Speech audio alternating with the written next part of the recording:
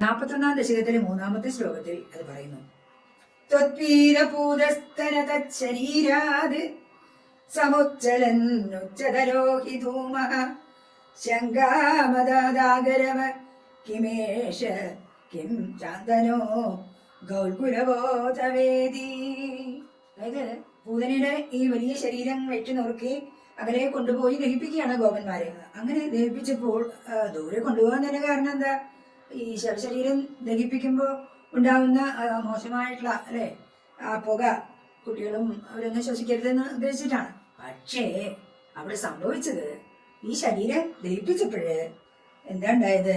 വളരെ സുഗന്ധിയായിട്ടുള്ള പുകയാണ് ആ തീയിൽ നിന്നും ഉയർന്നു വന്നത്. അവരാകെ വിസ്മയപ്പെട്ടു പോയി. ഇത് എന്താണിത്? ഇവരുടെ ശരീരം ചന്ദനം കൊണ്ടുണ്ടാക്കിയതാണോ?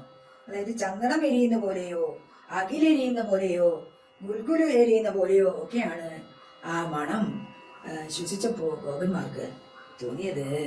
എന്തുകൊണ്ടാണ് ഇങ്ങനെ സംഭവിച്ചത് എന്ന് ചോദിച്ചാൽ ഭഗവാൻ പൂതനയുടെ സ്ഥലങ്ങൾ കുടിച്ചു.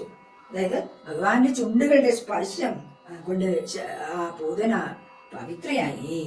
അങ്ങനെയാണ് ആ ശരീരം ദഹിപ്പിച്ചപ്പോൾ വളരെ നല്ല സുഗന്ധവാഹിയായ കാറ്റ് അല്ലെങ്കിൽ മണം അവർക്ക് ഉണ്ടായത്. ത്വത്പീതഭൂതസ്തന തച്ഛരീരാത് സമുജ്ജലന്നുജ്ജതരോപി ഹി ധൂമഃ ശങ്കാമദാഗരവ കിമേഷ കിം ചാന്തനോ ഗൗൽകുലബോധ അധവേദി.